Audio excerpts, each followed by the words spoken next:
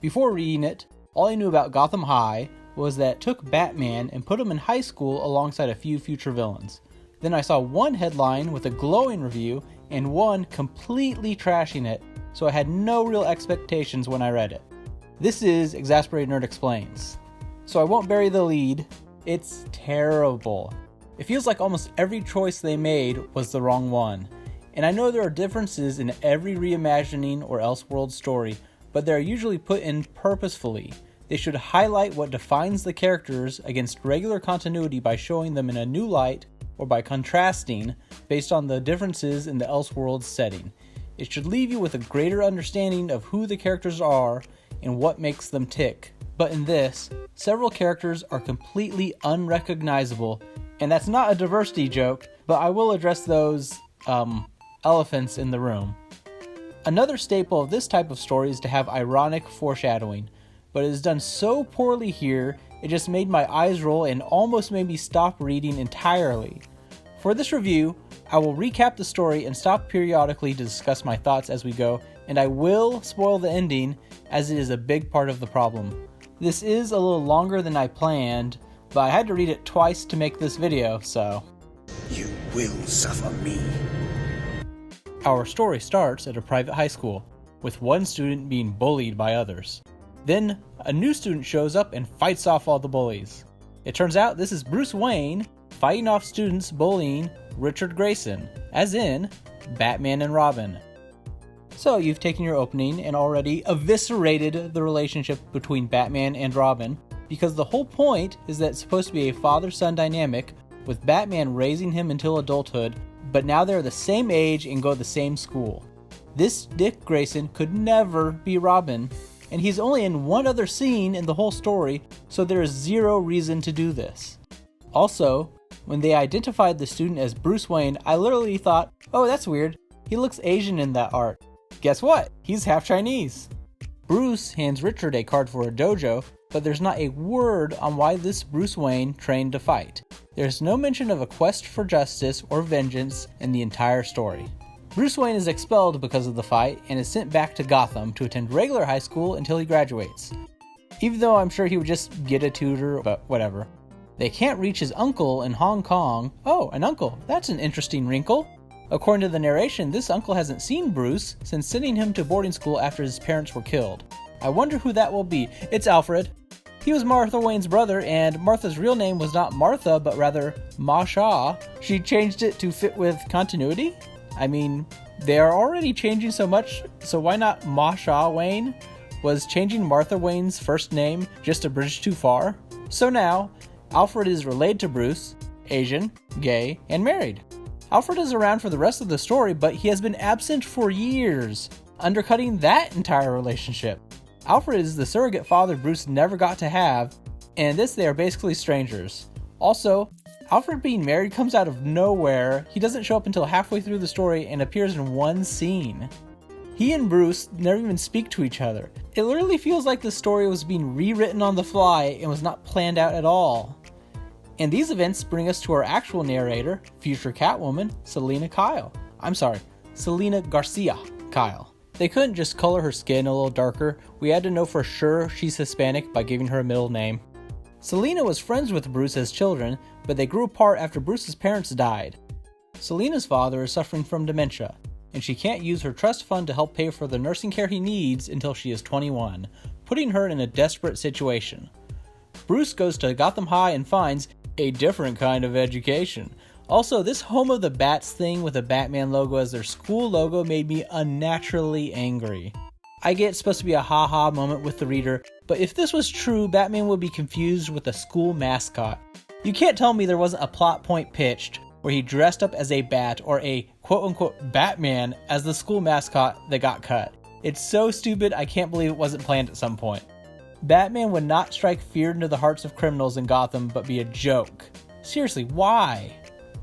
Selina and Bruce reconnect at the school and kind of hit it off. I used to be white. Selina invites Bruce to a party where he meets Selina's friend with benefits, Jack Napier, or the future Joker, who is very, very poor and has terrible parents. Oh, and he also has a shrine to Selena in his room, wanting to be more than just friends. Jack and Selena plan to get money out of Bruce by getting him to gamble on card games. Apparently, this is something they do often to rich kids. They do this with the help of a gang called the Pranksters. However, Bruce at least holds his own and they end up becoming friends. Then there's some weird narration about how Bruce doesn't have friends but has followers. What follows is one of the most awkward and clumsy introductions in a comic full of them. Harvey Dent walks up to Bruce Wayne and says, "Hey, cool jacket, can I try it on?" "Who are you?" "I'm Harvey Dent." He tries on the jacket, and before the beginning of the next page, he is being kidnapped, being mistaken for Bruce.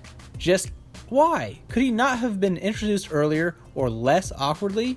He's not even on a full page before he's being kidnapped. So, these kidnappings will happen throughout the rest of the story and will be the central storyline. And at this point, it shows our narrator, Selena, deleting footage from the security cameras. Oh, so since Selena's the narrator, we're going to see exactly what she's thinking and why she's doing it as the story continues? Nope, they're not going to address it directly in the narration and will soon pretend we didn't see this by trying to make the reader think she's not involved. During the kidnapping, Bruce is drugged with a dart. He uses the blood work to track down the source of this unique drug, leading him to future Poison Ivy, who lends him a book about the drug's properties. He also has a relatively pointless meeting with Principal Gordon, whose daughter, Barbie, is attending the school and is the same age as well. Is this supposed to be the equivalent of Jim Gordon, or is there still a Jim Gordon out there and this is his wife? Is this all coincidence? Who knows? Bruce is suspicious of Selena and follows her, but she spots him and they talk on the way to her pre-calc class. And then there's just an entire page of her doing math. I guess they want to show she's smart? Yay? I don't know, maybe I'm dumb and there's a reference here I'm not getting, but the classroom is empty and she still has her backpack on. This is an entire page in your comic. Bruce breaks into the security office and finds a long hair, presumably Selena's. Bruce realizes he was the real target of the kidnapping and feels guilty. He tries to investigate, getting Jack to admit that they are cheating people at cards and thinks this might have something to do with the actual kidnapping. Then he spends the rest of the night with Selena, using the opportunity to steal one of her hairs. He determines the hairs match with his home DNA microscope.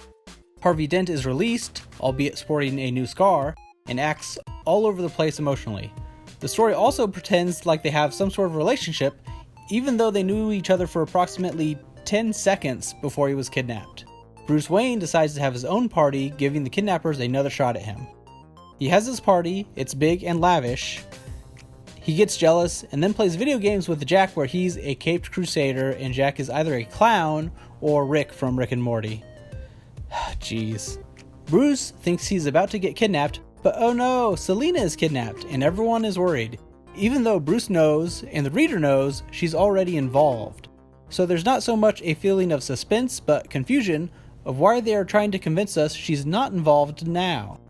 Bruce used his QR code invite to the party to track everyone's phones and finds Selena's location. He is tranked again, but he was prepared and took the antidote ahead of time. I never was under your spell, Tut. Oh, I drank your cursed lemonade. But I took the precaution of coating my stomach with buttermilk. He rescues Selena from her captors. Okay, so it should be obvious to everyone that she faked the kidnapping to get the money out of her trust fund to help with her father. I'm not sure what we are supposed to think as a reader here though. Are we supposed to be convinced that this kidnapping was real? Did Selena know Bruce would follow and also pre-antidote himself to any drugs? Why else would she still be tied up for her fake kidnapping? Bruce admits to having feelings for Selena. They hook up. Bruce offers the money to take care of her father, which she rejects because she's a strong, independent woman, I guess? Jack saw them hook up and also wasn't happy. Bruce is bothered by Selena's hair and Jack acting suspicious, so he asks Harvey for more details. The kidnappers told Harvey he was the wrong victim, and they flip a coin to see if he lives or dies. Losing the coin toss, he is maimed before the boss of the kidnappers steps in and stops them. I will give the story credit here. I like the idea of Harvey's coin flip obsession starting as a kind of PTSD from this trauma. So that's 1 for the positive column. Bruce then checks back in with Ivy, who lies to him, saying she sold items to Jack that could create the drug, when it was actually Selena Kyle. Selena goes to see Jack and they hook up. where she talks about loving both of them in the narration. Jack and Bruce are at odds, while Selena and Jack are acting like a couple.